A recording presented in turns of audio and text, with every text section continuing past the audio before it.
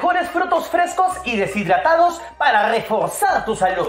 Reduce los problemas cardiovasculares, el colesterol, ayuda a perder peso, fortalece el sistema óseo y previene el deterioro cognitivo. Tenemos la mixtura de frutas, mixtura de verduras, los frutos secos frescos y de la mejor calidad.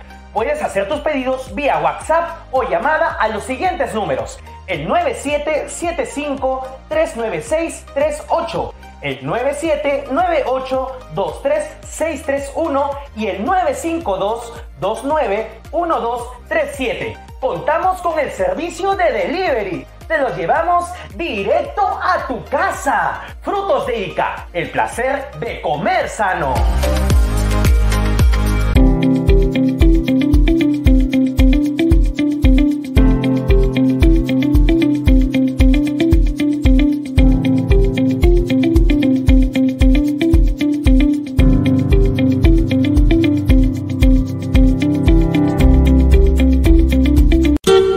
Restaurant DZ. Ven y vive una emocionante experiencia con los auténticos sabores peruanos. Un lugar lleno de vida, color y sabor, cumpliendo los protocolos de bioseguridad para disfrutar en familia y amigos. Prueba los excelentes sabores de nuestra gastronomía peruana. Restaurant DZ. Auténtico sabor peruano. Dulce bordonear de las vihuelas.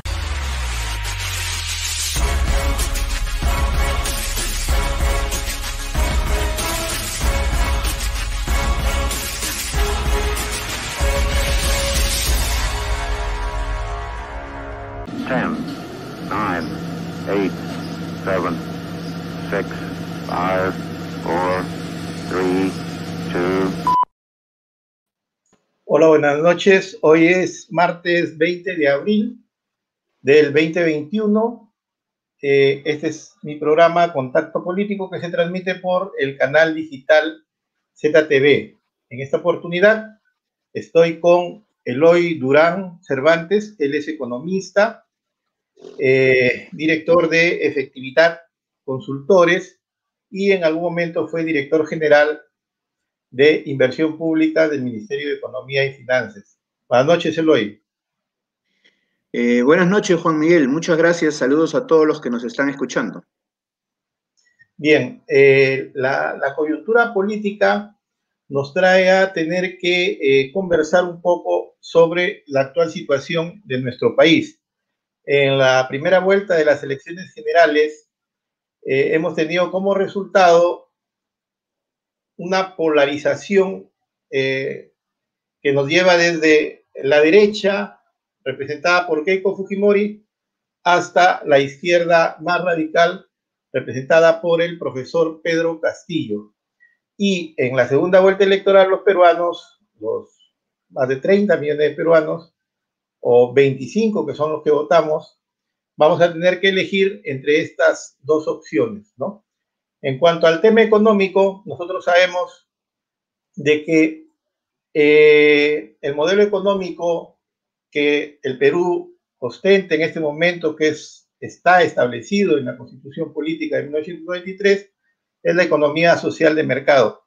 Mientras que la propuesta de Castillo es el cambio constitucional, principalmente el cambio del modelo económico, y plantea una economía planificada. Nosotros acá tratamos de hacer algo de docencia siempre, y quiero empezar por ahí, Eloy. ¿Cuáles son las diferencias entre la economía de mercado y la economía planificada? ¿Qué plantean estas dos posiciones políticas que están frente y que entre las cuales vamos a tener que elegir este 6 de junio? Bueno, mira, la diferencia es muy sutil. La economía social de mercado, que en este caso está encargada por la candidata Fujimori, lo que plantea es un rol predominante de la empresa privada, ¿no? En un marco regulatorio donde interviene el Estado. En el caso de la otra idea, acá se percibe un rol más central del Estado.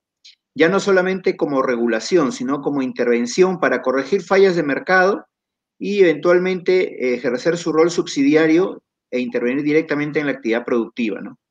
Entonces, la diferencia está en cómo participa el Estado, ¿no? En un caso menos, como Fujimori, en un caso más, como Castillo.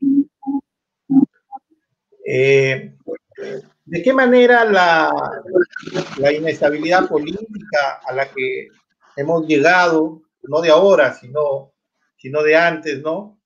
Yo siempre lo vengo diciendo, ¿no? El 2019, hasta el 2019, ya lo vamos a ver más adelante en unos cuadros, nuestra economía venía creciendo a un ritmo del 4.8% promedio anual. Sin embargo, el 2019, antes de la pandemia, ¿no?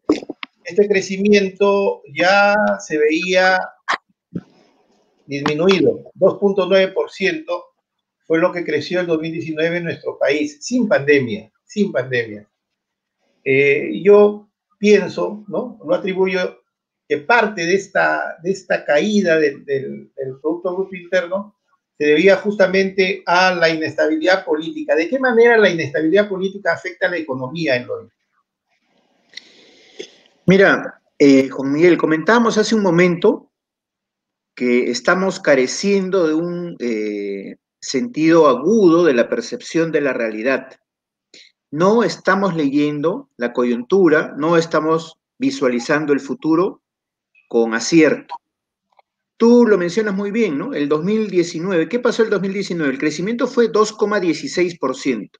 Si tú sumas el aporte al crecimiento de los sectores primario y secundario, fue exactamente cero. Cero. Entonces, todo el crecimiento se basó en el sector terciario.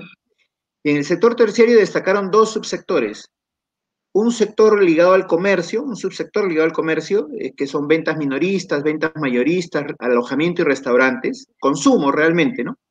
Y por otro lado, bancos, el sistema financiero, las tarjetas de crédito, créditos bancarios, los créditos no revolventes. Entonces, solo se movieron positivamente, con significación, esos dos subsectores, comercio y créditos. Y créditos, por segundo año consecutivo, crecía 2 dígitos. El año pasado de pandemia, el sector bancario ha crecido otra vez 2 dígitos y ahora se prevé que puede crecer otra vez 2 dígitos. Entonces, el sector bancario crece, la población y las empresas se endeudan. Eso no le da estabilidad al crecimiento porque limita el consumo y por lo tanto luego las posibilidades de crecer, ¿no? Eso no se está leyendo. Y en este caso tampoco se está leyendo, como dices, que este deterioro político va a seguir generando a su vez un deterioro económico, ¿no? Mira, un dato para que tengas muy interesante, hemos estado siguiendo las segundas vueltas y esta es la primera vez que se presenta una segunda vuelta de este tipo. En todas las segundas vueltas, como dice el libro de texto, el que gana es el que se pone al centro. Han habido dos situaciones diferentes, el año 2006 y el año 2016. En el 2006, el candidato que gana es el que desde el centro arrincona al otro hacia la extrema izquierda, ¿no? En este caso, Alan García lo envía más a la izquierda, a un ala, y acapara toda la otra parte del espectro y gana. Y en el 2016 ocurre lo mismo, pero al revés. Es decir, el candidato Kuczynski la sitúa más a la extrema izquierda a la candidata Fujimori y se lleva todo el espectro político. Entonces, esas dos situaciones se han presentado, pero hoy día es una situación un poco rara donde parecería que ninguno de los dos oponentes quiere tomar el centro, ¿no? Se quieren definir claramente como derecha, como mercado, como economía social, Estado regulador, y el otro, extrema izquierda, como Estado, como articulador, como promotor, ¿no? Entonces, así están las cosas y eso no nos lleva a un camino positivo, creo yo. A este escenario tenemos que agregarle el problema que ha generado, el problema económico que ha generado la pandemia, que en el año 2020 ha hecho de que en nuestra economía se contraiga en algo más del 13%, ¿no? Hoy estamos viviendo una segunda ola mucho más fuerte, al parecer, que la primera, ¿no? Lo cual complica aún mucho más la economía de nuestro país. En ese contexto, en el contexto de pandemia y de inestabilidad, voy a mostrar un primer cuadro. Se hizo este análisis respecto del impacto de las medidas económicas que proponían los distintos candidatos. Esto, por si acaso, no ha sido hecho hoy porque quedó Perú Libre primero y Fuerza Popular segunda. No, este cuadro fue elaborado hace más de un mes, ¿no? Antes de que se produjese la primera vuelta y cuando nadie preveía que Perú Libre podía ser o podía ingresar a la segunda vuelta electoral y en primer lugar. Y este era el impacto de las medidas económicas de las propuestas de los candidatos a la presidencia de la República en ese momento, ¿no? Los autores decían que un límite razonable eran 17.000 millones de soles, que representaban el 2% del Producto Bruto Interno, como un límite razonable para la implementación de medidas económicas, ¿no? Sin embargo, de acuerdo al plan de gobierno de Perú Libre, este impacto iba a ser de 123.780, lo cual representaba el 6,5% del Producto Bruto Interno. Mientras que el plan de gobierno de Fuerza Popular, el impacto iba a ser de 39.408, que representa el 5,3% del Producto Bruto Interno. ¿Qué tanto daño puede hacerle a la economía las propuestas de estos candidatos, dada la situación económica actual?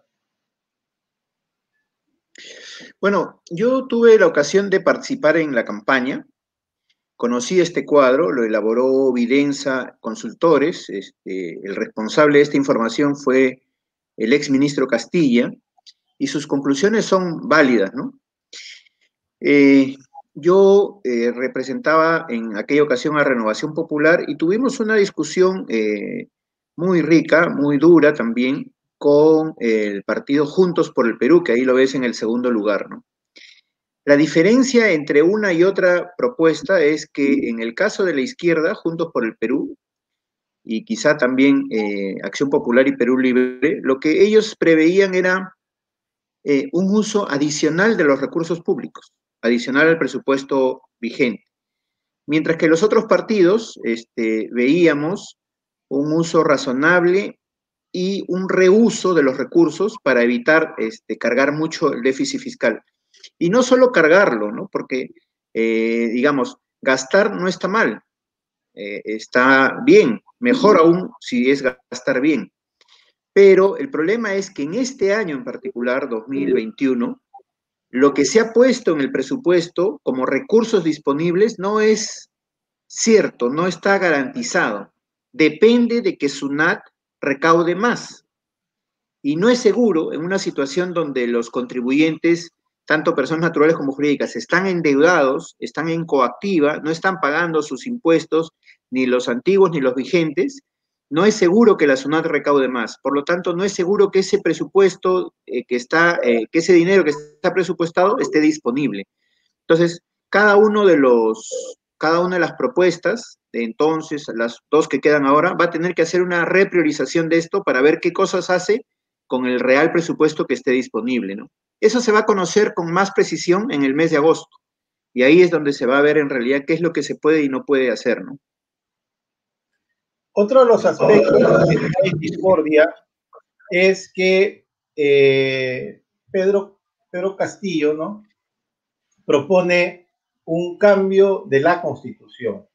No hacer reformas, sino cambiar en su integralidad la Constitución. Es más, dice de que la supuesta Asamblea Constituyente a elegir tendría el 50% representación de partidos políticos y el otro 50% serían las organizaciones sociales las que estarían representadas. ¿Cómo hacer eso? No lo sé, ¿no? Pero ese es el tema, ¿no? Y una crítica muy fuerte hacia la Constitución anterior. Lo que quería mostrar a continuación, para poder dar respuesta a la pregunta, era esto, ¿no? Este es el crecimiento, de acuerdo a, tenemos como fuente el Instituto Peruano de Economía, que se dio entre 1979 y 1993 con la Constitución de 1979, en el cual nuestro promedio de crecimiento en esos años fue de 0.20%, mientras que con la Constitución de 1993 hasta el 2019 tuvimos como promedio 4.80%. ¿El cambio constitucional crees tú que es necesario? Bueno, pensar en cambiar algunas disposiciones de la Constitución podría ser necesario. Pensar en cambiar la Constitución me parece innecesario. Yo creo que en este cuadro, que bien grafica la situación que se ha presentado, hay tres factores que explican las flechas. Uno podría ser la Constitución, ¿no? Me temo que no es el principal. Claro. Unos segundos podrían ser las reformas. En los años 90, sobre todo, Perú hizo algunas reformas y eso facilita la expansión del crecimiento, ¿no? Y uno tercero es la gestión, y me parece que ese es el principal. Se han combinado algunos buenos años de gestión, por ejemplo, años 93, 96, ¿no? Años 2008, 2010, años 2012, 2014, quizá, y con otros años que no han tenido tanto impacto, ¿no? La gestión es la que explica principalmente esto, ¿no?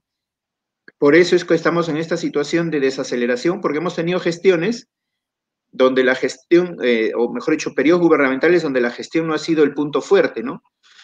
En estos casi 5 años, o poco menos de 5 años, por ejemplo, en el sector cultura hemos tenido 13 ministros, ¿no? Y en casi todas las carteras hemos tenido 10 ministros, ¿no? O sea, un ministro que se queda menos de 6 meses en promedio no va a permitir hacer una buena gestión, ¿no? Entonces, por ahí creo que hay un factor importante, además de la Carta Constitucional. Ahora, ojo con la Carta Magna, porque la propuesta del candidato Castillo es hacer una propuesta para hacer una asamblea constituyente que cambie la Constitución. Porque él no puede hacer la Constitución, él no puede convocar la Constitución, tiene que pasar por el Congreso, ¿no? Y entonces él hace una propuesta legislativa para que el Congreso sea el que apruebe la convocatoria de un referéndum y ya que se vea cómo se organiza el referéndum, ¿no? Y entonces ahí tenemos un periodo de negociación en el legislativo para hacer la convocatoria. Mientras que se hace la elección, tenemos otro periodo más y tenemos un tercer periodo en que los elegidos elaboran la nueva constitución. Esto podría tomar un par de años, ¿no? Que serían adicionales a nuestro periodo de incertidumbre que estamos empezando en este momento. Bien, les recordamos a quienes nos están viendo que pueden formular sus preguntas a través del Facebook. Aquí Capes IMSI nos dice, ¿no? Pero debemos ver qué tan posible es lograr un cambio de constitución y también qué tan viable desde el punto de vista constitucional, además del tiempo que nos demoraría el proceso. Es correcto, es lo que acabamos de comentar acá, Magali Carrillo nos está haciendo la propuesta. Es esta convocatoria, esta definición en el Congreso, este proceso eleccionario, esta conformación y elaboración de la nueva Carta Magna, podría tomar más de un año, casi 2 años, y sería un periodo más de incertidumbre, ¿no? Por lo menos, claro. Bien, veamos algunas otras variables que con respecto a los periodos que estábamos analizando. En el tema de inversión, ¿no? Entre el 79 y el 93, un promedio de 0.6%, y entre el 93 y el 2019 un crecimiento de 4.3%. La inversión privada creció de 0.5 en promedio entre el 79 y el 93 y 4.5% entre el 93 y el 2019. Tú nos decías de que no solamente debíamos mirar o verlo como consecuencia de la Constitución, del cambio constitucional de 1993. No necesariamente. ¿Eso aplica para todas las variables? Sí, aplica, pero diferente. Son tres factores, es la Constitución, es las reformas que se han hecho y es la gestión del el equipo gubernamental de turno. Me parece que donde más aplica el concepto constitución es en las variables monetarias, ¿no? Vamos a ser respetuosos de las reglas fiscales, de mantener un déficit fiscal, ¿no? De manejar las variables monetarias en el Banco Central. El Banco Central es absolutamente autónomo, el gobierno no puede tomar las reservas ni la caja del Banco Central. El Banco Central controla la inflación, el Banco Central controla el tipo de cambio, ¿no? Controla la masa monetaria. Todo eso proviene de la Constitución del año 93, mucho más claramente que de la del 79. Ahora, en las otras dos es un tema más de gestión. En el caso social, es la labor que ha hecho el Estado en las distintas gestiones, con más o menos énfasis para contener, reducir, mitigar los efectos de la pobreza y pobreza extrema, los programas sociales y algunas inversiones en sectores sociales como salud, educación, saneamiento, protección, nutrición. Y en el caso económico es la capacidad del gobierno para hacer promoción de inversión económica, promoción de la infraestructura económica, puentes, caminos, energía, saneamiento, ¿no? Para que la inversión privada tenga mejores condiciones, y es la convocatoria que ha generado, la confianza que ha generado en los privados de hacer más inversión privada, ¿no? Entonces, eso es un rol más activo de la gestión en los dos primeros y un poco más de la Constitución en el tercero, ¿no? En resumen, el modelo de economía social de mercado, ¿ha funcionado o no? A la luz de los resultados, no podríamos decir que ha sido la mejor gestión, ¿no? Ha habido un mejor resultado quizá, pero pudo ser muchísimo mejor, muchísimo mejor. Por ejemplo, acuérdate, Juan Miguel, el año 2007, teníamos una situación interesante y el país crece 9%, 8,9%. Pero se produce una crisis internacional y al año siguiente el país solo crece 1,1%. Se hacen los correctivos y a pesar de que la crisis venía fuerte, el país se recupera 9,8%, ¿no? Entonces, el país pudo haber hecho algo más a pesar de que las condiciones de mercado externas no favorecían. Lo mismo ha sucedido en el periodo 2013-15. Hay una crisis internacional de los metales, caen los precios, caen las condiciones favorables en el mercado externo, pero Perú tiene una tasa de crecimiento entre 3 y 4% todavía, ¿no? Sí hemos sido capaces de enfrentar la crisis. Y también lo que se ve, sobre todo en el último quinquenio, es que estas crisis, que son más bien internas, no externas, sino estas crisis, esta incertidumbre política, estas sí no son más difíciles de superar, ¿no? Y ahí sí la tasa de crecimiento ya bordea el 2%, el 3%, pero cuando la crisis es interna, ¿no? Que es la situación en la que estamos ahora. Ojo, ahora tenemos muy buenas perspectivas externas y seguimos con malas internas, ¿no? ¿Pero es un problema de modelo o es un problema de gestión? ¿O de quienes han estado al frente de la gestión? Correcto, es un problema netamente de gestión, ¿no? Tú has visto que ha habido periodos donde las condiciones no han sido favorables y ha habido todavía algo de gestión. Entonces te puedes sobreponer a eso con una buena gestión, pero habiendo situaciones favorables en el mercado externo que no hayas podido aprovechar eso, entonces ya el problema es de gestión, ¿no? Creo que esa es mi conclusión. Bien, Carlos Goicoechea nos pregunta, ¿cuál es el impacto de la pandemia en la inversión pública a partir del nuevo gobierno? Bueno, un saludo a Carlos, también sí he tenido la oportunidad de trabajar con él. La pregunta es, ¿cuál es la agenda del siguiente gobierno respecto a la inversión pública? Lo primero es levantar el bajo nivel de inversión pública, considerando inversión pública no solamente a la inversión que hace directamente el Estado, sino a la que contrata el Estado, tipo las APPs, las obras por impuestos, que están en un nivel bajísimo. ¿Y qué hay algunas cosas por hacer inmediatamente? Por supuesto.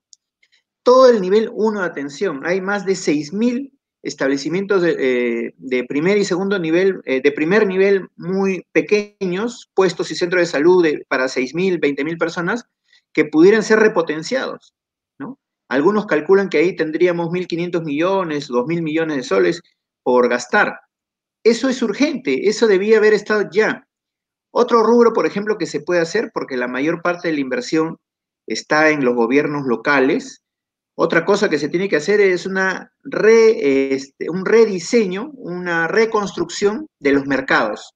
No pueden seguir trabajando los mercados en las condiciones que tenemos, ¿no? Y ya no hablemos solamente de mercados como centro de abastos, porque ya hay que hacer la conexión con mercados mayoristas, con los centros de distribución y algunas obras urbanas como vías de evitamiento, algunas zonas de tratamiento especial, ¿no?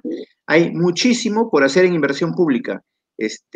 Faltaría dinero para hacer todo lo que ya deberíamos haber comenzado a hacer, ¿no? Bien.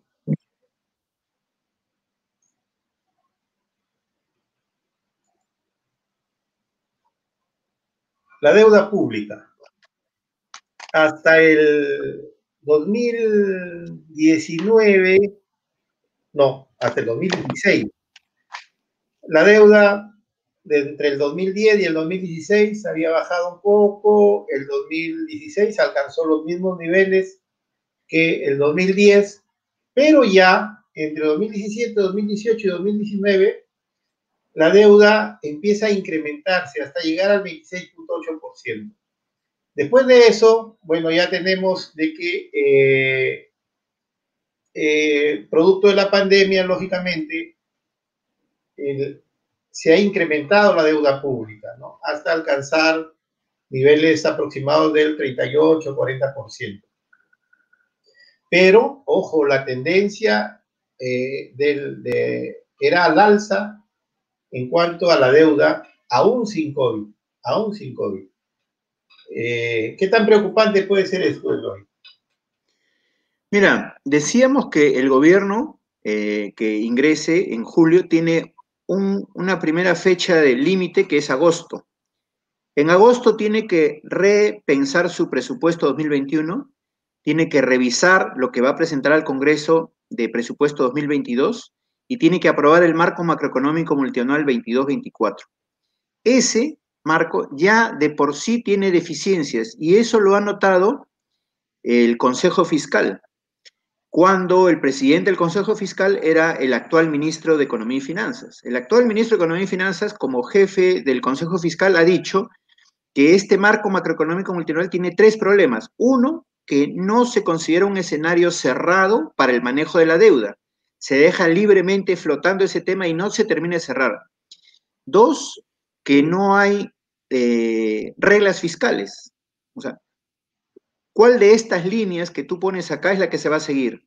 No, hay una sola línea y lo tiene que decir el marco macroeconómico. Esta es la línea que vamos a seguir. Este es el sendero 2022, 23, 24. Eso no lo dicen actualmente y esa es una deficiencia que se nota. La tercera, creo que la conversamos antes, es que el marco macroeconómico actual es muy optimista, demasiado optimista con los recursos que se recaudan por la SUNAT, ¿no? No se va a recaudar esa cantidad de recursos, por lo tanto, no tenemos esos recursos para hacer todo lo que queremos hacer. Ahora, respecto de la deuda, el manejo del Perú ha sido elogioso, ¿no? A nivel internacional, hay que hacer notar eso. Estamos en un nivel de más de 30% ya, pero cuando América Latina tiene 74% del PBI como deuda, América Latina, ¿no? Nuestros 2 países vecinos más parecidos a nosotros, que tienen un nivel de eficiencia envidiable, Chile tiene un nivel cercano a 50% y Colombia tiene un nivel cercano a 60%, ¿no? Y Perú todavía tiene un espacio en la deuda, pero hay que definirlo con realismo, ¿no? Ya con firmeza, ¿no? Este es el camino a seguir en el caso de la deuda. Es un tema pendiente, ¿no? Tenemos espacio, pero hay que clarificarlo.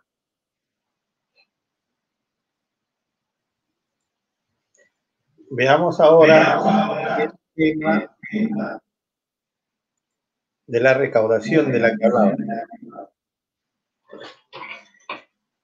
Si vemos bien, la recaudación ha tenido una clara tendencia hacia el alza. Bueno, pues el 2020 la recaudación cayó en casi 18.000 y pico millones de soles, producto lógicamente de la paralización de las empresas, ¿no? La caída en el Producto Bruto Interno, que ha generado que la recaudación también se contraiga, ¿no? Esta es la recaudación por todo concepto entre el 2010 y el 2020, SUNAT y aduanas en soles. Mucha gente critica el trabajo de la SUNAT. ¿Crees que el trabajo de SUNAT ha sido eficiente o ha podido ser mejor de repente? Sí, mira, quería concluir un temita del cuadro anterior que tiene que ver con este también. Hay un periodo de deuda que tú señalas, 2017-19, donde comienza a crecer, ¿no? Sí. Esto es preocupante porque en ese periodo 17-19 vienen mayores necesidades de gasto por efecto de la reconstrucción. Y para la reconstrucción había un presupuesto especial, que era el FEF, ¿no? A pesar del FEF que ya se consumió, hemos hecho más deuda en estos años, ¿no? Y este es un problema porque nosotros nos hemos endeudado y en muchos casos no estamos ejecutando ese dinero. O sea, me endeudo para guardar el dinero para no ejecutar porque los proyectos son complejos, etc. Creo que en el caso de los recursos de deuda debieran tener un manejo y una ejecución similar a la que tienen los recursos ordinarios, ¿no? Estos son los que se ven en la pantalla, los recursos ordinarios, los de SUNAT. Esta línea continua, ascendente del crecimiento de la recaudación tiene que ver con las cifras que mostraste anteriormente del crecimiento del país, ¿no? Cómo había una tendencia creciente en esta variable, en este caso también con la recaudación. Pero esos cambios de trayectoria hacia abajo de la línea continua celeste, esos tienen que ver con las pequeñas crisis, ¿no? Que se recupera a veces el Perú, pero mira, una crisis te hace cambiar la tendencia. Tienes ahí la primera, el año 2009, la crisis internacional de las grandes hipotecas en Estados Unidos. Caen los precios de los metales, ¿no? Cae la recaudación, por tanto. Similar cosa sucede en el 2014, comentábamos esto de la crisis de los metales, ¿no? Entonces, estas variables externas afectan a la economía nacional y la afectan más que en el crecimiento, en la recaudación tributaria. A las empresas directamente les afecta.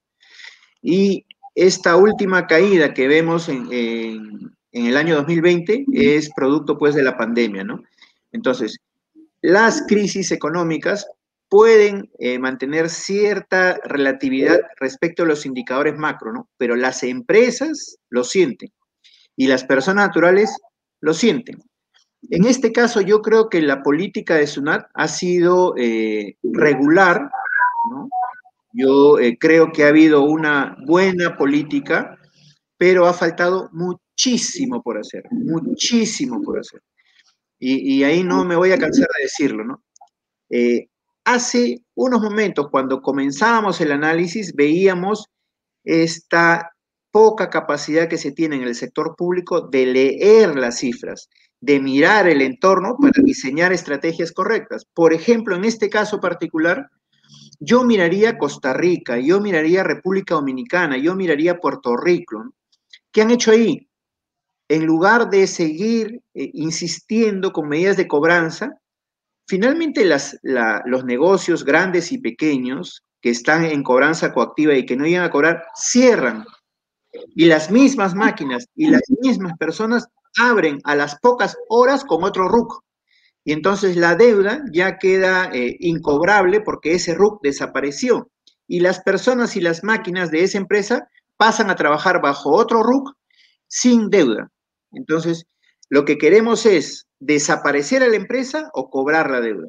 Entonces, ¿qué han hecho, por ejemplo, Dominicana y otros países de Centroamérica? Vamos a limpiar la deuda. ¿Cuánto me debes? 100. Con intereses, 500, ¿no? En algunos casos se ha visto que el principal es 18% y los intereses, moras y multas es 82%.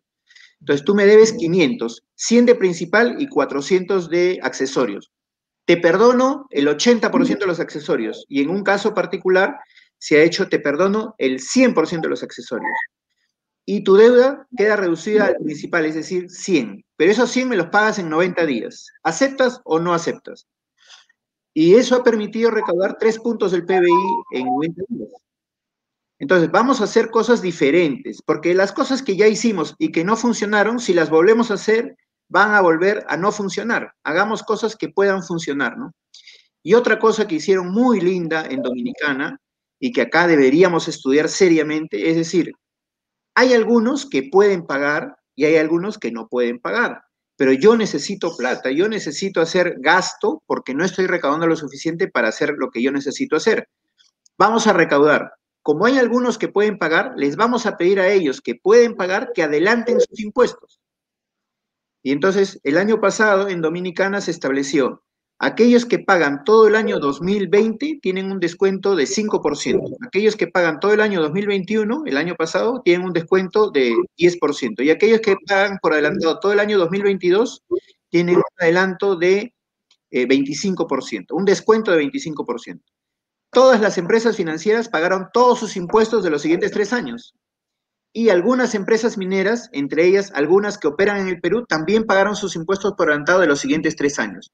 Entonces, ese tipo de medidas podría funcionar y ayudaría a incrementar la recaudación sin desaparecer a las empresas. Claro, si bien vemos que la recaudación ha crecido casi de manera sostenida y continua a través de estos últimos 20 años, sin embargo, la presión tributaria no es muy alta en nuestro país, siempre ha fluctuado entre el 14 y 16%, ¿no? Lo cual quiere decir que todavía hay mucho por hacer en ese aspecto. Es correcto, es correcto. Ahora, esta presión tributaria se ejerce sobre relativamente pocos contribuyentes, ¿no? Y cuando hay otros contribuyentes que ya están entrando a la formalidad, que ya comienzan a ser verdaderamente contribuyentes, comenzamos a hacer una recaudación con ellos perversa, ¿no? A ver, bueno, tú has abierto ya, pero no tienes tus comprobantes, pero no has puesto tus letreros, ¿no? Entonces yo comienzo a aplicar multas indiscriminadamente y yo recaudo a través de multas.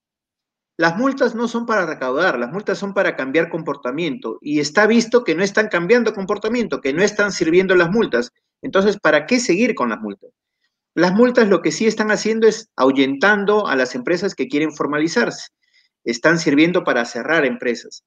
Entonces, lo que deberíamos hacer es darle todas las facilidades a las empresas para que estén formales y a partir de ahí que tengan un impuesto claro, sencillo y que lo podamos recaudar.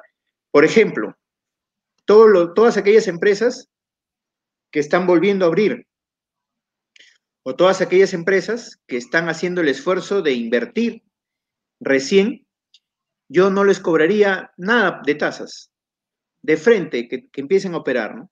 Con una rápida inspección se le aprueba su funcionamiento.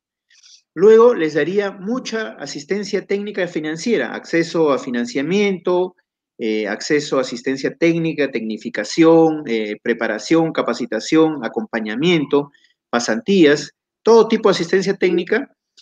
Y ese sería el imán, el atractivo que es para las empresas de pertenecer a la formalidad, ¿no? Porque si no vamos a seguir, como tú dices, con esta presión financiera que se cierne sobre pocos y que ya tiene relativamente menos impacto que antes, ¿no? Mucho se habla de ampliar la base tributaria, ¿no? Magali, ¿dijiste? Magali, tenemos que tratar de ampliar la base tributaria en función a la promoción de la formalización. Sí, pues, ¿no? Ese es un tema bastante complejo en nuestro país, en donde muchas veces la teoría no funciona, ¿no? En cuanto a metodologías para tratar de conseguir esta ampliación de la base tributaria. Mira, está en gran medida ligado a lo último que estábamos discutiendo, Yo tuve un caso muy interesante, fui testigo de esto hace 2 jueves, ¿no? Cerca donde yo trabajo hay una esquina que tiene 25 negocios en esa esquina, ¿no? Cerca del Real Plaza. Y cuando yo estaba ahí y necesitaba ir a la farmacia para comprar unas hojas de afeitar, eh, todo estaba cerrado por los trabajadores de la municipalidad. Habían hecho un cordón para intervenir a los 25 locales. Y me quedé ahí de chismoso, cerraron 23, ¿no? O sea, la municipalidad cumplió su objetivo, ¿no? Cerró las tiendas, porque yo creo que ese era el objetivo, no había otro objetivo, ¿no? Y en algunos casos por temas muy formales, puntuales, como por ejemplo no tener pegado el cartel del aforo. Si no tienes el cartel del aforo, le digo, oye, mira, ¿sabes qué? Yo vengo mañana en la mañana y ese cartel tiene que estar pegado, pero no la cierro. Y regresé 4 días después y la mitad todavía seguía cerrados. Ahorita hay dos que todavía siguen cerradas, ¿no? Y una de ellas es un poquito mediana, ¿no? Entonces, ¿cuál es el objetivo? Que tributen o que no tributen, que operen o que no operen, ¿no? Aparentemente estos alcaldes, estos funcionarios públicos tienen muy poco sentido de la solidaridad, ¿no? Estamos cerrando estos negocios y hay muchos trabajadores que están en estas pequeñas tiendas, 2 o 4 trabajadores por negocio, que no tienen trabajo, que no les van a pagar, que la tienda ya podría cerrar. Y entonces, eso es lo que queríamos, que la gente no tenga trabajo, que los negocios cierren, o lo que queríamos era que recauden. Entonces, mira, te doy un día, salvas estas cosas, y si no, te pongo una multa. Pero te doy el tiempo para que lo resuelvas. Ese era lo que se debía hacer. ¿Qué es lo que subyace detrás de eso? El objetivo del político, del líder, y quizá de algunos funcionarios, debe ser el desarrollo económico local. Quizá, ¿no? Deberíamos entender que es así, que ellos quieren que haya una dinámica económica. Pero lo que sucede es que cuando hay multas, un porcentaje de las multas va a los trabajadores. Entonces los trabajadores quieren multar para cobrar ese porcentaje. Ese es un incentivo perverso. Se tiene que eliminar la parte que de las multas va como un adicional al trabajador, porque el trabajador, su único objetivo es multar, y eso no va con la situación actual. Ahí tenemos que hacer un cambio de política de todas maneras, ¿no?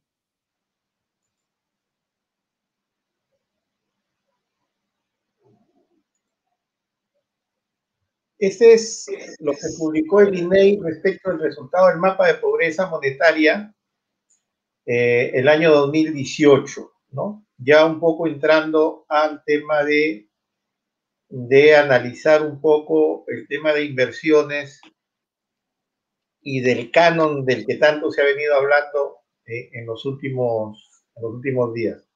Cajamarca es uno de las regiones, ya vamos a ver a continuación, que más recursos recibe por parte del Estado. Sin embargo, si vemos acá los 20 distritos más pobres, 16 son de Cajamarca, 3 de Ayacucho y 1 de Huancavelica. 16 de los 20 distritos más pobres de todo el Perú se encuentran en la región Cajamarca. Región que desde el año 2000, desde antes del año 2011, sus gobernantes, bueno, hasta me parece que el anterior o los dos últimos anteriores, han sido de izquierda. Los dos últimos me parece que no. Sin embargo, los niveles de pobreza, a pesar de, y eso lo vamos a ver en el cuadro siguiente,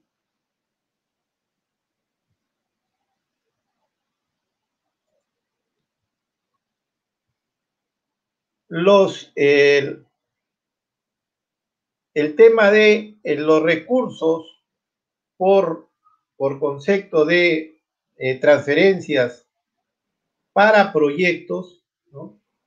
Han sido bastante altos, pero miremos el nivel de ejecución, bastante pobre, bastante pobre.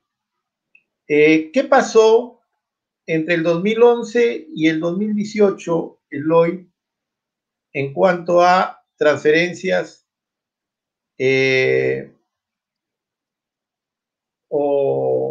transferencias para inversiones en regiones como Cajamarca, por ejemplo, que reciben o que son beneficiarios del canon minero? Mira, quizá no sea muy elegante, pero yo estuve directamente a cargo de esta ejecución que se hace, por ejemplo, 2012-2015, ¿no? Parte del 16 también. Y ahí tú ves que la diferencia entre el presupuesto y la ejecución es la menor posible. Mejoró. Ya de ahí, ya no estuve en el gobierno, se amplía esta brecha entre presupuesto y ejecución. Pero los recursos cayeron, ¿no? Cayeron, pero la ejecución también cayó.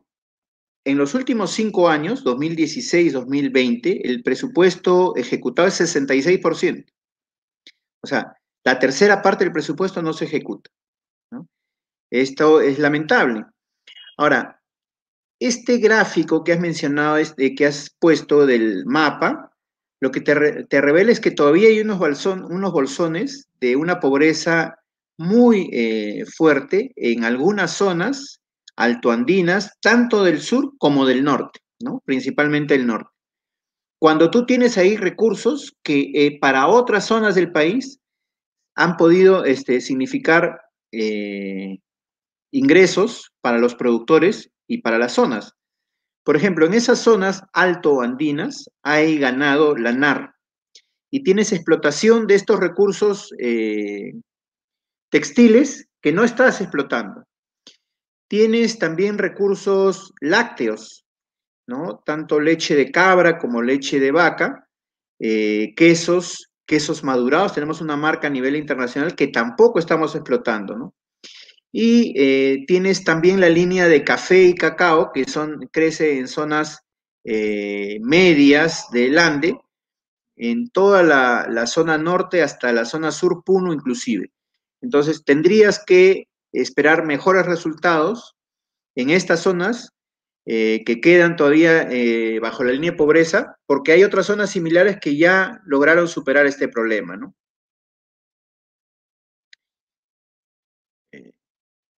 Creo que Juan Miguel nos ha abandonado temporalmente. Bueno, ahí tenemos que recordar todo el trabajo que se hizo con Sierra Exportadora, ¿no? Que, bueno, luego se transformó también en Sierra Selva Exportadora. Hay muy buen trabajo ahí. El equipo liderado por Alfonso Velázquez ha dejado muchas tareas por hacer. Tenemos, además de los mencionados, una batería de productos que pudieran ser explotados. En la zona de Sierra, por ejemplo, tenemos quinoa, tenemos palta, y también tenemos para la zona de la costa algunos productos, ¿no? Arándanos, destilados, frutales. Hay una batería de cosas que se podría impulsar bajo el rubro de Sierra Exportadora, Sierra Selva Exportadora, Ministerio de Agricultura, y ligar ahí también Ministerio de Comercio Exterior y Turismo y Ministerio de Cultura, ¿no? Ambiente. Ok, estaba explayándome un poquito, Juan Miguel, en lo que se podía haber hecho en estas zonas de la Sierra Altoandina, donde no hemos hecho en estos lugares que están marcados lo mismo que hemos hecho en otros, ¿no? Pósate sobre el gráfico del mapa, que es muy interesante el que has mencionado, y vas a ver que la zona altoandina, sí, en el mapa que mostraste, hay mucho por discutir, de eso hemos estado hablando hace un ratito. Este mapa, por ejemplo. Este mapa. No es toda la zona altoandina la que está afectada, es una parte, ¿no? No es toda, y hay cosas que se han hecho para las otras que sí han funcionado. Lo que pasa es que en estas zonas que están quedando en la zona de pobreza, tenemos que impulsar los mismos programas que se han hecho para las otras zonas que ya van saliendo de la pobreza, ¿no? Ya. A ver, acá Carlos Goicoechea nos preguntaba, el canon ha bajado aproximadamente en los gobiernos locales, bueno, ha bajado en un aproximado del 60% en los gobiernos locales. Me imagino que lo que pregunta es, ¿a qué se debe? Bueno, se debe a la deficiencia en la gestión de las inversiones sobre todo mineras, ¿no? Bueno, también petroleras. Y ahí nuevamente vemos el problema de la gestión. En este caso es más de los privados que del Estado, ¿no? Pero también algo del Estado. Tienes términos de intercambio favorables, tienes un tipo de cambio interesante, tienes cotizaciones que están marcando récords históricos, ¿no? El cobre está en un precio histórico de los últimos 10 años, el oro batió el año pasado su récord histórico, tienes buenos niveles de cotizaciones para plata, para zinc, para molibdeno, para estaño, para plomo. Entonces, teniendo todo eso, ¿por qué no exportas? Entonces ahí tenemos un problema de oferta. Las señales del exterior han sido favorables, pero no hemos tenido la capacidad de exportar lo suficiente como para aprovechar esa coyuntura, ¿no? Ahí radica el problema de la baja recaudación de canon, ¿no? Miguel Zúñiga, el Contralor General Nelson Chak en junio del 2020 dijo que el Perú pierde anualmente 23.000 millones por corrupción e inconducta funcional, equivalente aproximadamente al 15% de la ejecución neta del presupuesto del sector público del año 2019. ¿Cómo podríamos contrarrestar esta situación considerando que en los últimos 20 años suman 270.000 millones de dólares? Mira, hay un casito que sucedió en el norte muy interesante. La caja de clips costaba $1.99, 1.99. Cuando se hace el estudio de mercado, entre comillas estudio de mercado, porque eso no es estudio de mercado, se determinó que el precio de la caja de clips era 199. Claro, parecería un error, ¿no? 1.99, 199, le faltó poner el puntito. No fue un error, porque se querían comprar 1.000 cajas, ¿no? Eso era corrupción. Pero eso se detecta en la prensa. O sea, tú tienes un área usuaria, tienes un área de presupuesto, tienes un área de logística, tienes un órgano de control institucional, tienes una junta de vigilancia, tienes a los titulares, tienes a los responsables, tienes a los operativos. Y eso solo se sabe porque un periódico lo publica. Y después de algún tiempo, la Contraloría hace una evaluación. La Contraloría, como tú sabes, no tiene capacidad sancionatoria, solamente detecta el hecho y comunica al titular para que el titular vea si lo sanciona. Por ejemplo, sucedió un caso en el sur muy conocido, donde el gobernador regional recibió la opinión del informe control y tenía que destituir al funcionario y no lo destituyó, ¿no? Simplemente le impuso una amonestación verbal. Entonces, claro, si así van a hacer las cosas, entonces no sirve para nada el sistema de control. La Contraloría tiene la capacidad de determinar la sanción y ellos mismos aplicar la sanción. Y en este caso en particular, esto hay que hacerlo antes, no después, ¿no? Por ejemplo, si una caja de clips cuesta 2 soles en el mercado, entonces nadie va a poner un precio por encima, digamos, de 3 soles en el SEACE. Nadie va a poner el precio de 3 soles. El SEACE debe impedir que alguien ponga un precio que esté muy por encima del valor de mercado. Y con eso ya le vas cortando las alas a la corrupción. Ahora, a pesar de que el precio de mercado es 2 soles o 1.50 sol, yo le pongo de valor referencial 3 soles para comprar a 3 soles a los proveedores que queremos comprar.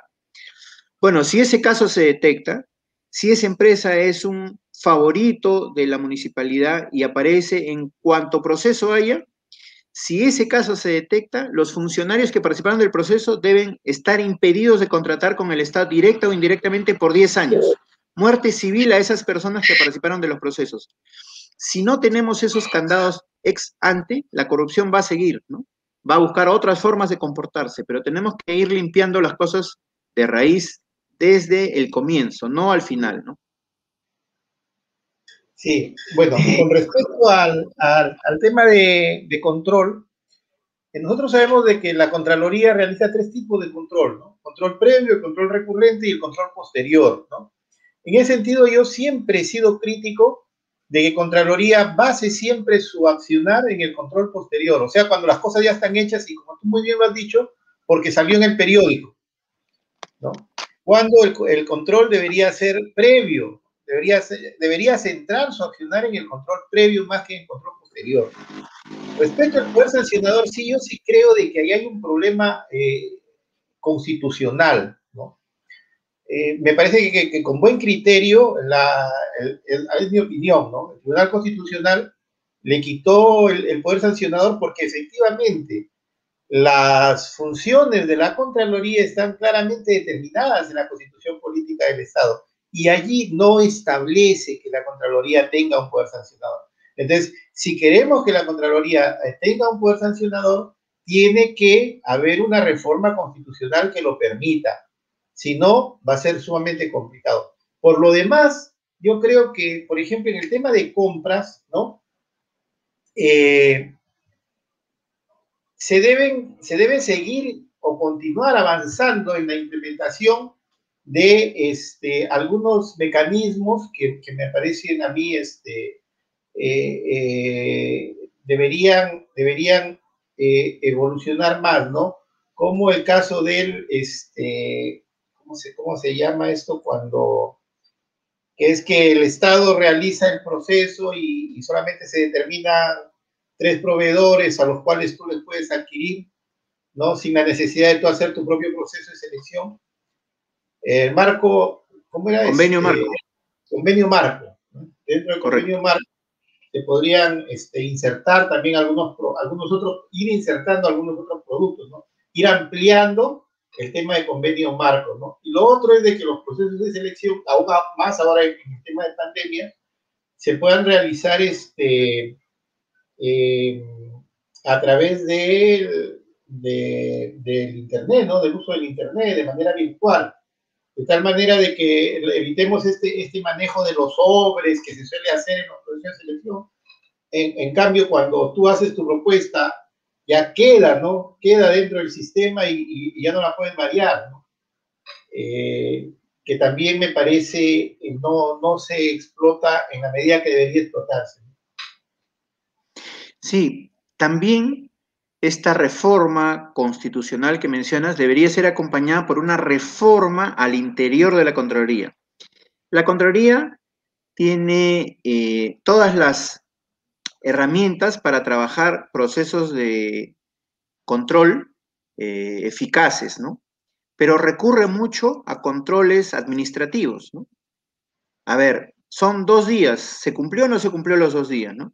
Debió emitirse un documento, un informe para sancionar el retraso de 3 días en la entrega de este entregable.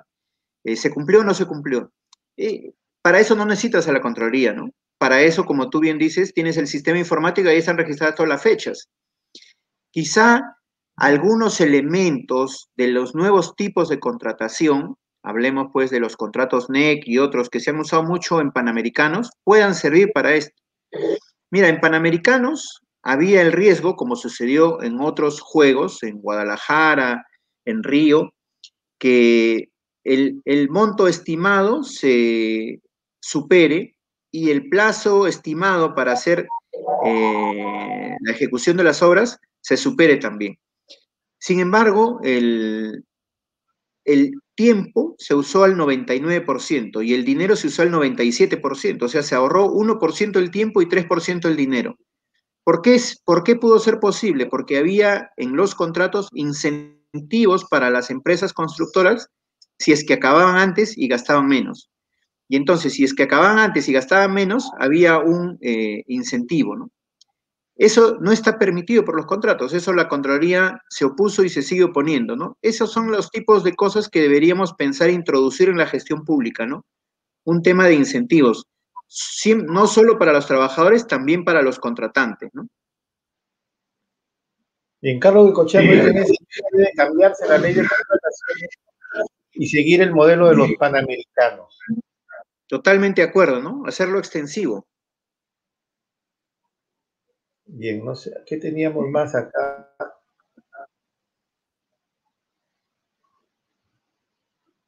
Estábamos en este tema de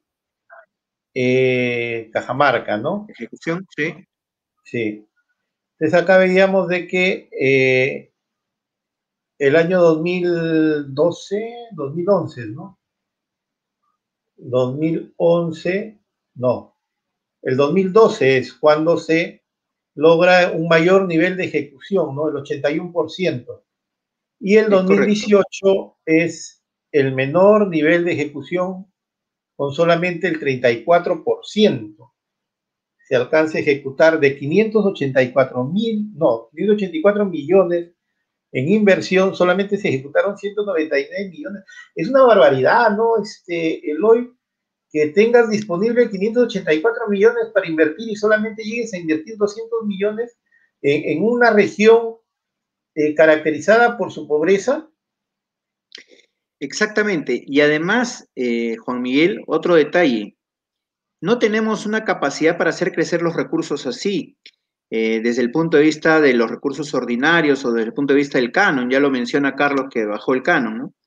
Y esta elevación del presupuesto disponible para ejecución se da porque se toma deuda. Y entonces yo tomo deuda y tengo más dinero para ejecutar, pero no lo ejecuto. O sea, estoy endeudándome y luego pagando los reembolsos y los intereses de esa deuda, pero no estoy ejecutando nada. O sea, me endeudo para pagar deuda. Eso es lo que está pasando. Entonces, es un mal manejo de la situación a nivel macro y en este caso también a nivel micro, ¿no? Y si vemos el nivel de ejecución al 2021, al 31 de marzo del 2021, es solamente del 5%, cuando ya estamos hablando de haberse cumplido el primer trimestre. Sí, sí, ya deberíamos estar acercándonos al 20, ¿no? Por lo menos 20. Mira, ahí tenemos un plan de incentivos en los municipios que ha funcionado más o menos bien, que comienza a funcionar más o menos bien en las regiones, pero no es el único incentivo. Por ejemplo, los que participan de la ejecución podrían ser o no sancionados de alguna forma si es que no se logran algunos indicadores, ¿no? A nosotros nos pasaba en su momento, teníamos que cumplir ciertos indicadores, ¿no? Bueno, ellos también. Si tienen 600 millones, lo mínimo que se espera de ellos es que ejecuten, digamos, 300 millones, pero ejecutan 200 y no pasa nada. No, entonces, si no llegan a ejecutar un mínimo, entonces ya no reciben más recursos y esos recursos va a quienes pueden ejecutar. Hay alcaldes que a estas alturas del año ya han ejecutado 70% del presupuesto. Entonces yo buscaría esos alcaldes y redistribuiría este presupuesto para aquellos alcaldes que sí ejecutan. Yo necesito tener la plata para que se ejecute, no para que se acumule, ¿no? Carlos nos dice que en ese año estaba refiriéndose, si mal no me equivoco, al 2018, se implementó la SATIS en regiones que permitió mejorar, no, ¿en qué año se refiere? Que permitió mejorar la inversión pública regional. Sí, a partir del 2012 comienza ese programa de asistencia técnica integral. Un primer momento y después un segundo momento ya completo. Y eso explica el resultado en las regiones. Las regiones llegaron a ejecutar el 2015 83% de su presupuesto, una cifra que se pensaba inalcanzable, ¿no? Y eso era porque tenían equipos de acompañamiento técnico integral dentro de los gobiernos regionales, ¿no? Lo mismo pasaba con los ministerios y con un grupo de 60 municipios, ¿no? Magali dice, el problema de ejecución de los gobiernos nacionales sigue siendo las limitadas capacidades de gestión con que cuentan. Sí, pero ese es algo que ya lo venimos viendo y repitiendo desde hace muchísimos años atrás, ¿no, Eloy? Es correcto. Ahora, también deberíamos propender hacia una ejecución más sencilla. Lamentablemente, InviérteP no ha cumplido su finalidad, ¿no? InviérteP lo que hace es pensar en la unidad productora de servicios, ¿no? Mira, este caso, se pensaba en el Ministerio de Educación hacer una intervención a nivel de rehabilitación en 20.000 colegios y se tuvo que hacer 20.000 fichas porque cada ficha IOR es para un colegio, ¿no? Entonces, no, esto debe ser más sencillo. Con una ficha hago los 20.000 colegios y un solo contrato y una sola empresa que opere a nivel nacional, ¿no? De igual forma hacerlo con otro tipo de intervenciones, no pista por pista, ¿no? Sino toda una zona completa. Tenemos que volver a eso que en su época el SNIP le llamaba los proyectos territoriales para poder hacer una ejecución más eficiente, ¿no? ¿Qué cambió? Tengo que ver con lo que dice Carlos. ¿Qué cambió o en qué mejoró Invierte P el antiguo SNIC? ¿Mejoró? ¿No mejoró? ¿Qué pasó ahí? Mira, había todo un limbo, una zona donde no se podía operar en lo que era pequeñas intervenciones, que el Invierte P le llamó las IORs. Parte del éxito boliviano fue ese, ¿no? Hacer IORs. Y nosotros lo tomamos y podría haber funcionado bien, pero lo hicimos más complicado, ¿no? En lugar de hacer una ficha IOR para 20.000 colegios, se tienen que hacer 20.000 fichas IORs para los 20.000 colegios. Entonces, ¿cuánto tiempo me toman hacer 20.000 fichas? Y 20.000 informes, y 20.000 firmas, y 20.000 procesos. Uno solo bastaba. Entonces, hay cosas que el Invierte P trajo y que ayudaron. La programación multinacional también ayuda, ¿no? Pero todavía está un poco en pañales, ¿no? El SNIP tenía, por ejemplo, esto de los proyectos territoriales, es una cosa que se podría retomar porque generó mucha eficiencia, ¿no? Y ahora eso es lo que nos está faltando. Jorge Inchauste nos dice, público, los incentivos están enmarcados en sancionar a los funcionarios públicos. Son evaluados de tal forma que mientras más sanciones y o condenas consigan, reciben más incentivos. Esto viene generando una persecución perversa, no objetiva, que a su vez desincentiva la inversión pública. Totalmente de acuerdo. ¿Qué opinas? De acuerdo, totalmente. En el Ministerio Público, en la Contraloría, en el Poder Judicial, se opera sobre esto, ¿no? Si no existen denuncias, no trabajarían estas entidades, ¿no? Entonces tienen que haber denuncias, ¿no? Y teniendo denuncias, tienen ellos algo que hacer. Tienen ellos la posibilidad de contratar a otros colegas para que también se sumen a ese trabajo. Y a veces son por cosas menores, por cosas que no son ciertas, ¿no? Cuando se podría apelar a otras cosas.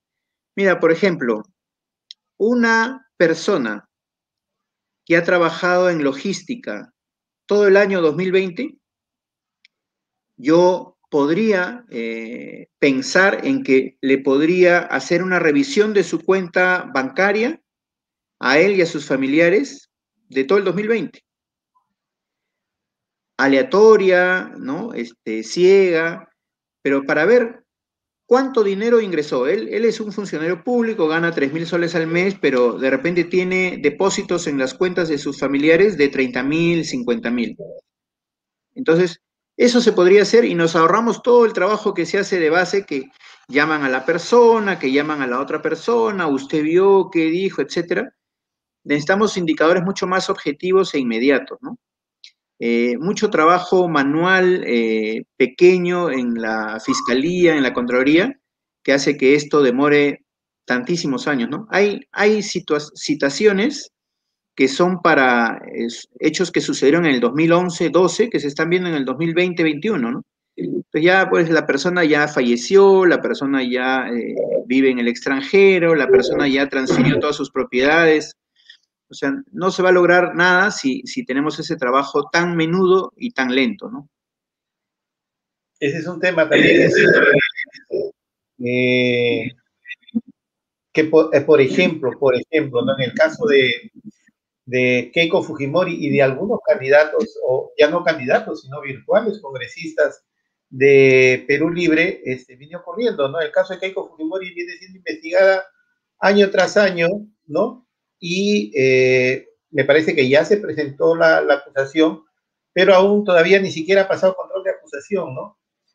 Y en el caso de, me parece, un señor Bermejo, que ahora es congresista, que fue acusado por terrorismo, fue absuelto por la instancia menor, pero la Corte Suprema ha determinado de que se inicie un nuevo proceso judicial desde cero, ¿no? Y eso viene desde muchísimos años atrás, ¿no?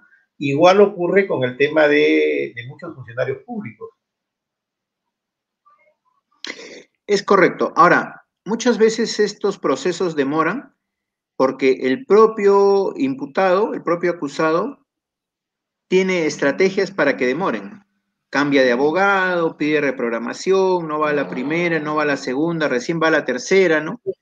Y pide una nueva, aporta nuevos elementos, etcétera. O porque los fiscales no terminan de consolidar su caso a pesar de todos los años, ¿no?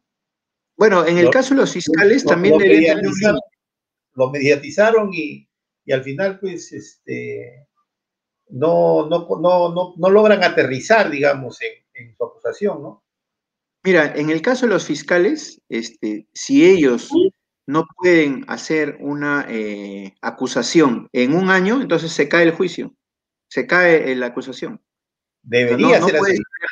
Sí, claro, no puedes tener tantos años abierta la acusación con el perjuicio que esto podría significar para terceros. Y lo segundo es que normalmente, muchas veces, estas demoras son por los mismos procesados que buscan argucias de, he cambiado de abogado, entonces reprograma mi presentación, ¿no? Entonces ya se reprograma. Muchas veces se reprograma por culpa de él. Bueno, entonces, claro, si él es el que hace la demora, mientras que él sea acusado por ese año, él no puede ejercer ningún cargo público, ¿no? Porque a él le debería convenir declarar rápidamente, ¿no? Mientras no declare, no puede tener ingresos del Estado que lo está acusando, ¿no? Entonces hay que hacer algunos cambios en los mecanismos para que esto sea más fluido, ¿no? Finalmente, Eloy, pasó la hora, ya tenemos más de una hora en el aire. Finalmente, ¿qué es lo que tú avisoras en el futuro cercano para nuestro país? Mira, algunos datos puntuales. Primero, esta es una situación sui generis, ¿no? Siempre, dice el manual by the book, el que gana es el que se pone en el centro. Eso pasó casi siempre, 2 veces no pasó. El 2006 y 16, el candidato que ganó arrinconó al otro hacia el extremo y por eso ganó. En este caso, ninguno quiere ocupar el centro. Entonces no sabemos cómo se va a desarrollar esta segunda vuelta. En segundo lugar, no se conoce con exactitud, como ha sucedido con otros candidatos, no se conoce con exactitud cuáles son las medidas puntuales que van a tomar cada uno para salir de esta situación, en el tema sanitario, en el tema institucional, en el tema económico. Mientras que no se conozca con exactitud, va a haber incertidumbre de las dos posiciones, ¿no? En tercer lugar, mientras todo eso está pasando, tenemos la segunda ola con muchísima incidencia, que además tenemos el caso de los fallecidos COVID y los fallecidos sospechosos COVID, que son 3 veces el número de fallecidos COVID. Y tenemos los fallecidos por enfermedades que no son COVID, pero que se han agravado porque los recursos se han concentrado en COVID y se ha descuidado las otras enfermedades. Tenemos un problema con algunos gastos que no se están implementando. Tenemos el problema de las deudas de las personas y las empresas y tenemos el deterioro económico. En el deterioro económico, solo algunos datos, el dólar hoy día ya está otra vez en 3.70. Y a diferencia de la primera vuelta, cuando habían algunas señales y llegó a escalar a 3.77, ahora se podría esperar que pase de 3.80 tranquilamente, porque todavía faltan 6 semanas y media para la segunda vuelta y de ahí en adelante 1 mes y medio para el cambio de gobierno, ¿no? Y los primeros 100 días. Entonces tenemos un terreno muy largo para que el dólar pueda seguir escalando y el cielo es el límite, ¿no? Ojalá que no pase eso. La bolsa de valores cayó ayer 4%. Los valores que se cotizan en el exterior también están cayendo y la gente se está deshaciendo de sus inversiones, pero no hay compradores porque no son muy confiables esas inversiones, porque todo el mundo espera que sigan cayendo. Y en el interín, ¿qué está pasando? Hay gente que está deshaciendo de sus propiedades, hay gente que está preparando una migración hacia el exterior, hay gente que está retrasando sus decisiones de inversión, tanto de consumo como de inversión, tanto las empresas como las personas. Todo se está paralizando hasta que haya un mejor clima y no se sabe exactamente cuándo va a llegar ese mejor clima, ¿no? Es muy incierta la situación, mucho más incierta que los últimos años que hemos repasado el día de hoy, Juan Miguel. ¿Es factible hacer una evaluación previa del impacto que haya tenido Reactiva Perú? No en cuanto al retorno, sino en cuanto al impacto que ha tenido en la reactivación económica de nuestro país. Sí, mira, con Reactiva pasaron tres cosas. La primera es que hubo empresas que tuvieron y lo usaron para generar rentabilidad, ingresos, ¿no? Por ejemplo, con otras inversiones, no necesariamente en su rubro. Ese no era el objetivo, ¿no? Pero digamos, de alguna forma ellos consiguieron liquidez para cumplir con sus obligaciones a proveedores, a trabajadores.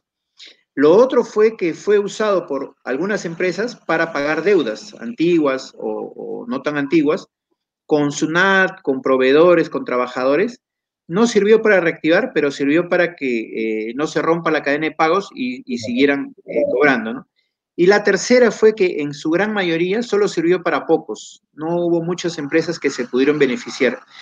Ya hay un grupo importante de empresas que necesita todavía el Reactiva. Yo pensaría en un Reactiva 3, pero dirigido a estas empresas. Hay mucho por hacer en el sector servicios.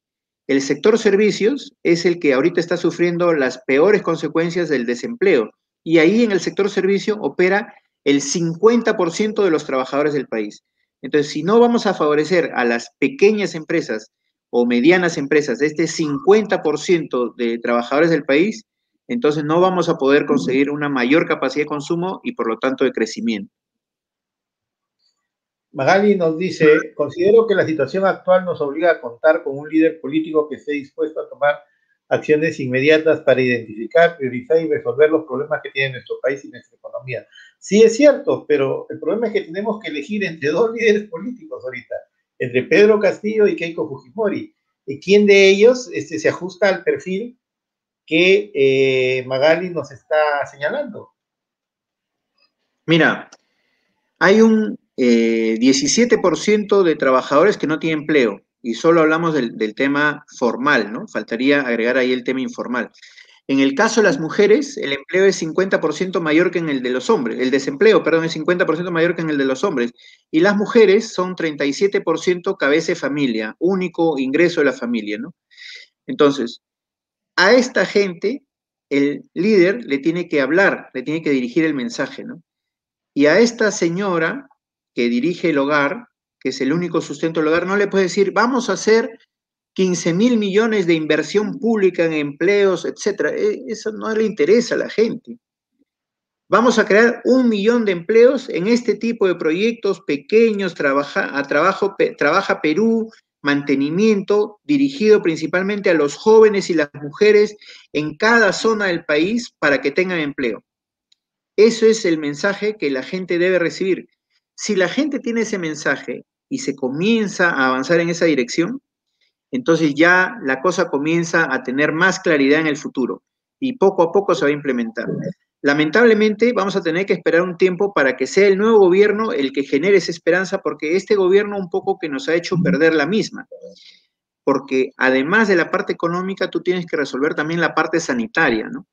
Primer nivel de atención, vacunas, oxígeno, camas UCI, etcétera, son cosas que este gobierno va a tener que seguir corrigiendo, pero no va a terminar de corregir, lo va a seguramente hacer el siguiente gobierno, ¿no? Aunque no me gusta un poco lo que pudo ser, ¿no? Sin embargo, tú mencionaste de que habías trabajado en el equipo de López Aliaga, me parece que me dijiste, ¿no? Es correcto. ¿En qué crees que falló la estrategia de campaña de Rafael? Bueno, tuvimos muy poco tiempo en la palestra. Hubo un tratamiento, a mi juicio, bastante diferente a algunos y a otros candidatos. Mira, por ejemplo, las encuestas, y no solo las publicadas, sino las no publicadas. A los tres primeros candidatos, Castillo, Fujimori y López Aliaga, les puso menos puntaje. En total, 20 puntos menos entre los tres. Y con los demás candidatos, no. La última encuesta publicada, el domingo en la noche, domingo 4 de abril en la noche, decía, el ganador de las elecciones, Johnny Lescano, quedó quinto.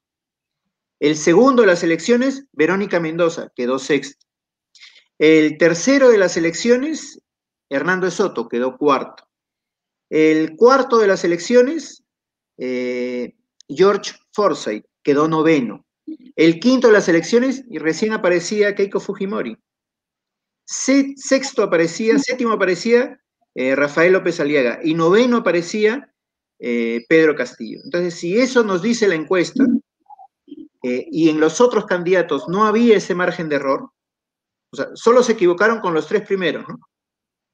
Y con los demás no se equivocaron.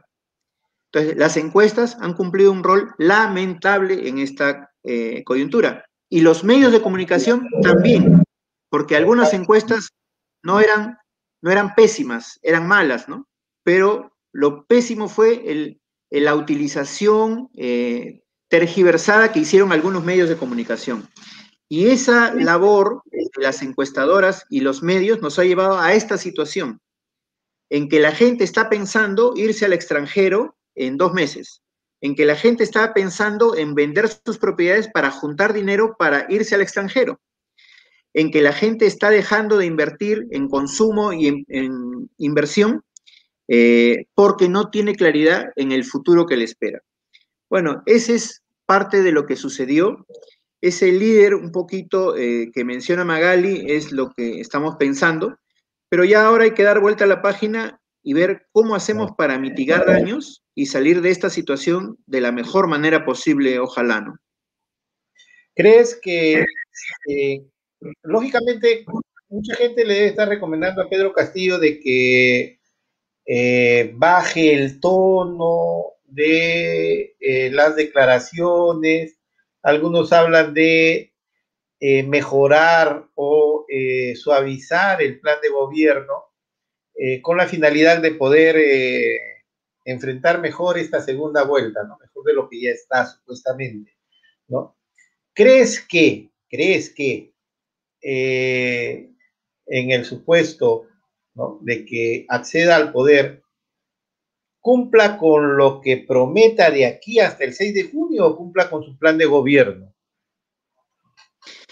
Mira, el plan de gobierno de ambos, un poco más en el caso de Castillo que Fujimori, pero el plan de gobierno de ambos no me da claridad respecto a lo que van a hacer.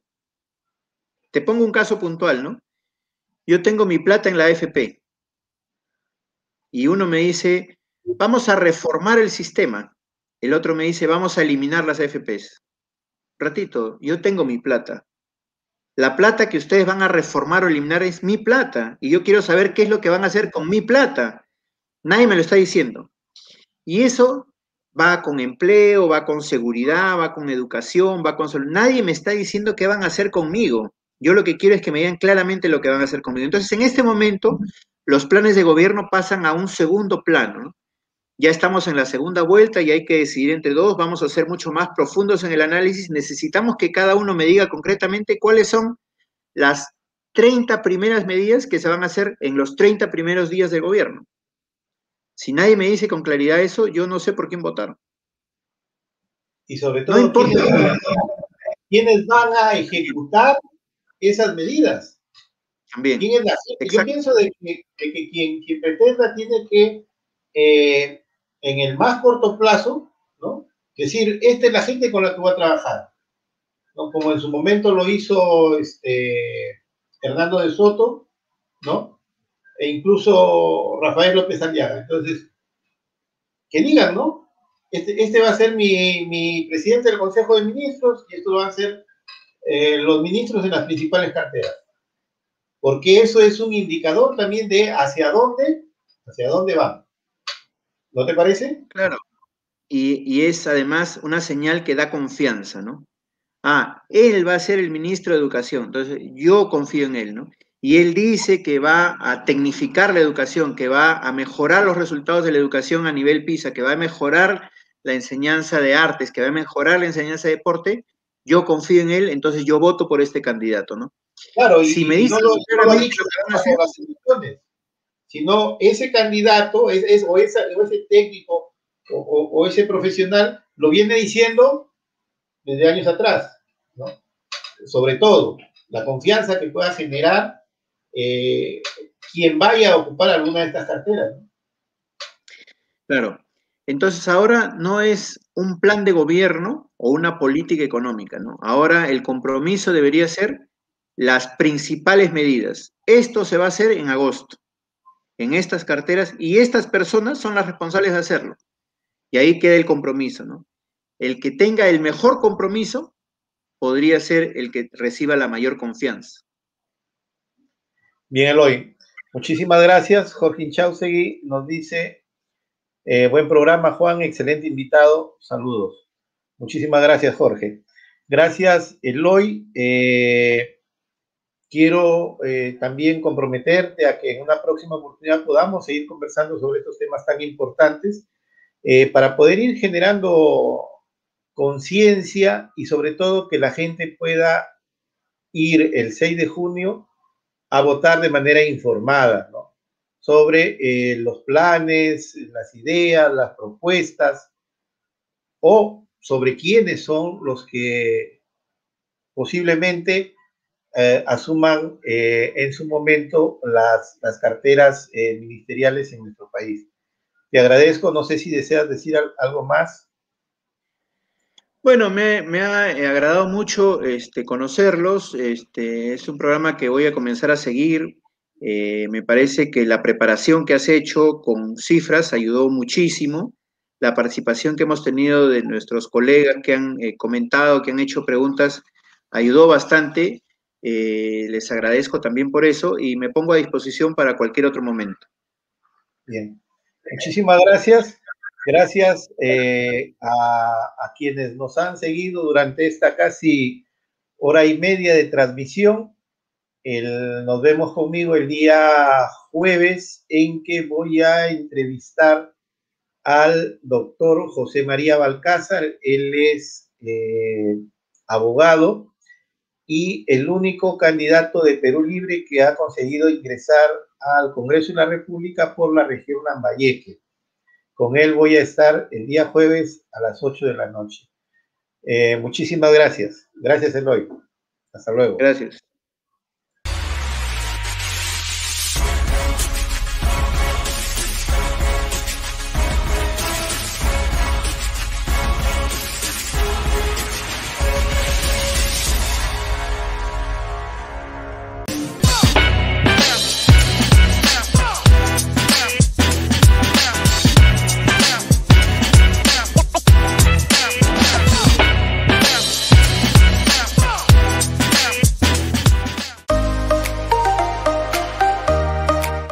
Los fondos de ICA, los mejores frutos frescos y deshidratados para reforzar tu salud. Reduce los problemas cardiovasculares, el colesterol, ayuda a perder peso, fortalece el sistema óseo y previene el deterioro cognitivo. Tenemos la mixtura de frutas, mixtura de verduras, los frutos secos frescos y de la mejor calidad. Puedes hacer tus pedidos vía WhatsApp o llamada a los siguientes números: el 9775-39638, el 9798-23631 y el 952-291237. Contamos con el servicio de delivery. Te lo llevamos directo a tu casa. Frutos de ICA, el placer de comer sano.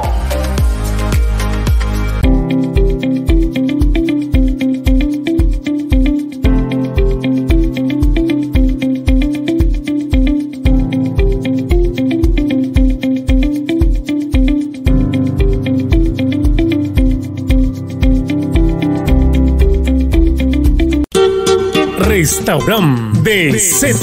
Ven y vive una emocionante experiencia con los auténticos sabores peruanos. Un lugar lleno de vida, color y sabor, cumpliendo los protocolos de bioseguridad para disfrutar en familia y amigos. Prueba los excelentes sabores de nuestra gastronomía peruana. Restaurant DZ. Auténtico sabor peruano. Dulce bordonear de las vihuelas.